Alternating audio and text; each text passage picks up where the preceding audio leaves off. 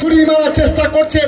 আমি আমার প্রশাসনের কাছে অনুরোধ, আজকে রাতের অন্ধকারে ভাঙড়ে 2-4-5টা সমাজ বিরোধী নিয়ে বসে কখন খয়রুলকে খুন করার চেষ্টা হচ্ছে, কখন মমিনুলকে খুন করার চেষ্টা করা হচ্ছে, কখন আমাদের যারা সামনের সারি নেতৃত্ব দিচ্ছে তাদের খুন করার বিরুদ্ধে চেষ্টা করা হচ্ছে। আমি বিশেষ করে পলিরহাট থানার অফিসার ইনচার্জ সহ যারা আছে তাদেরকে অনুরোধ করব, পাম্পের পিছনে যে সমাজ বিরোধী নিয়ে বসা হচ্ছে, হয় এগুলো বন্ধ হবে, না হলে তৃণমূল কংগ্রেসের কর্মীরা কিন্তু বসে থাকবে না।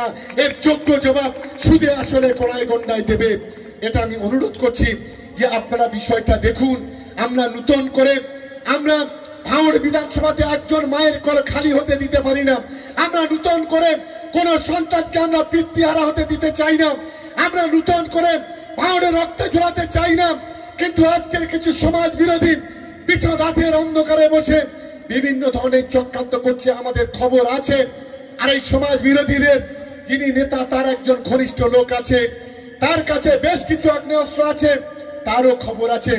অন্যদিকে নওশাদের 3-4টে লোক আছে যারা সাপ্লায়ার, যারা সমাজ বিরোধী খুনি, যারা ভাঙড়ে অস্ত্র সাপ্লাই দেয়, কখনো পশ্চিম মেদিনীপুর থেকে, কখনো হুগলি থেকে, কখনো হাড়োয়া থেকে, কখনো দেগঙ্গা থেকে। আমরা সেই নামগুলো প্রশাসনের কাছে দিয়েছি। আমি অনুরোধ করতে চাই, গণতান্ত্রিক ভাবে আমরা লড়াই করতে চাই। আমরা কোন রকম চাই না কোন নির্বাচনে কোন অশান্তি অরাজকতা বিশৃঙ্খলা হোক, এটা আমরা কখনো চাই না। লোকসভা নির্বাচনে আপনারা জানেন, লোকসভা 6 মাস আগে থেকে তৃণমূল কংগ্রেস ভাঙড়ের সিঙ্গেল ঘটনা ঘটায়নি। যত ঘটনা ঘটিয়েছে আইএসএফ। লোকসভার পর থেকে আজ পর্যন্ত আমাদের তৃণমূল কংগ্রেসের কর্মীরা তারা কঠিন পরীক্ষা দিয়েছে, কোন ঘটনায় তারা যায়নি। মার খেয়েছে, মাথা ফেটেছে, রক্ত ঝরেছে, নিজেরা পাল্টা মারেনি, তারা পুলিশের কাছে গিয়ে হাজির হয়েছে। আর আজকে যারা আইএসএফ এর সমাজ বিরোধীরা আছে তারা একটার পর একটা ঘটনা ঘটাচ্ছেন। আমি আমাদের কর্মীদের বলবো, আইনকেও হাতে তুলে নেবেন না। আমরা শান্তিপূর্ণ ভাবে 26-এ নির্বাচন করতে চাই। আমার রাজনৈতিক অঙ্ক যদি ভুল না হয়, ছোটবেলা থেকে যদি রাজনীতি যদি করে থাকি, আমি আজকে আপনাদের সম্মুখে কথা দিচ্ছি, আইএসএফ, বিজেপি, সিপিএম কেন যতগুলো আছে সব যদি ব্যয়ের মতো জাপটাজাপটি কড়াকড়ি করে, তারপরেও ভাঙড় 1 লক্ষ ভোটে জিতবে। একবার ক্ষমতা এদের নেই, এদের ঠাকুরদার নরেন্দ্র মোদী, অমিত শাহের নেই। এটা আমি চ্যালেঞ্জ করে বলে যাচ্ছি। আর বুকের পাটা থাকে, আরে 4 পয়সার নওশাদ, ও এখানে দাঁড়ালি তো আমরা খেলনা বলে মনে করি, ওটা একটা 4 পয়সার ফেলুদা। যদি হিম্মত থাকে নওশাদদের বলবো, শুভেন্দুকে বলবো, নরেন্দ্র মোদী কিংবা অমিত শাহকে একবার ভাঙড়ে জিতে এসে এখানে দাঁড়িয়ে দেখাও, লেজে গোবরে করে ছেড়ে দেবো। এটাই চ্যালেঞ্জ করে আজকের ভাঙড়ের মাটি থেকে বলছি, চ্যালেঞ্জ করে বলে দিচ্ছি। আজকের এসব খুচরো 4 পয়সার নেতা বলে মুখ্যমন্ত্রীর বিরুদ্ধে দাঁড়াবো, বলে বাপরে বাপ। হাতি ঘোড়া গেল রসাতল, মশামাঝি বলে কতজন। আমি সেই বলেছিলাম না যে পুজোরও চিত হয়ে শোয়ার ইচ্ছা হয়। আমরা দেখলাম লোকসভা নির্বাচন আগে ঠিক একইভাবে ডায়মন্ড হারবারে বললাম আমি অভিষেক বন্দ্যোপাধ্যায়ের বিরুদ্ধে দাঁড়াবো। আমরা বললাম ঠিক আছে, আমরাও বাইর দিয়ে বললাম যে ওর মুখে চুনকালি মাখিয়ে পাঠাবো সাতগাছিয়া থেকে, ডায়মন্ড হারবার থেকে। ও মা, ভোটের 3 দিন আগে, 7 দিন 10 দিন আগে আমরা দেখলাম কুকুরের মতো লেজ গুটিয়ে পালিয়ে গেল। আবার বলছে ভাঙড়ে, বলছে মমতা বন্দ্যোপাধ্যায়ের বিরুদ্ধে দাঁড়াবে, 4 পয়সার নওশাদ। আমি বলি আরে মমতা বন্দ্যোপাধ্যায় তো মহাসমুদ্র, সমুদ্রে যেতে গেলে ছোট খাড়িগুলো পার হতে হয়, ছোট ছোট ক্যানেল পার হতে হয়, তারপরে সমুদ্রে যেতে হয়। আর ছোট ছোট খাড়ি কারা? আমার সামনে আর পিছনে যারা বসে আছে তারা।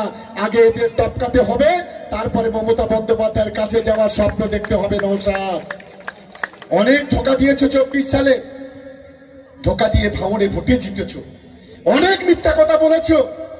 আমি তোমাকে জিজ্ঞাসা করছি, কোথায় গেল মেডিকেল কলেজ? কেন ভাঙড়ের মেডিকেল কলেজ হলো না?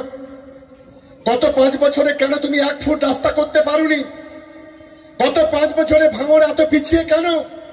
এই প্রশ্নটা আমি করতে চাই। তুমি সুপারিশ করে কটা মানুষকে ঘর দিয়েছো? তুমি সুপারিশ করে ক ফুট রাস্তা বানিয়েছো?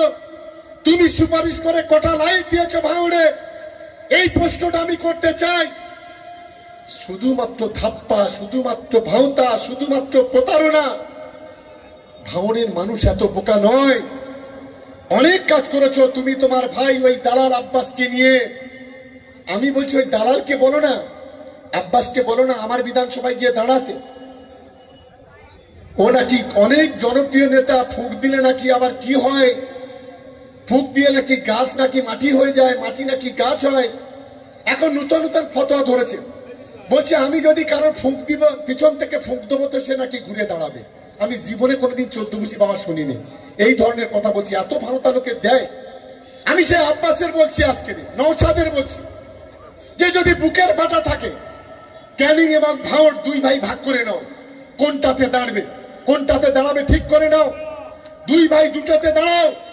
যদি দুই ভাইকে লেজে গোবরে করে হুগলিতে লোটা কম্বল নিয়ে না পাঠাতে পারি, আমার নাম শওকত মোল্লা নয়, এটা আমি দায়িত্ব নিয়ে আমি বলে গেলাম। আজকে অনেক খেলা করেছো, মুসলমানদের নিয়ে আর খেলা করো না, মুসলমানদের সর্বনাচার করো না, মুসলমানদের বিপদে আর ফেলো না, আর বিজেপির হাত থেকে আর শক্তিশালী করো না।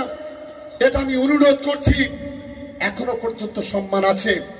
এরপরে ভাঙড়ের মানুষ যে আমার কলার ধরে জিজ্ঞাসা করবে আজকে ভাঙড় পিছিয়ে গেল কেন, তখন কিন্তু তুমি কোনো জবাব দিতে পারবে না।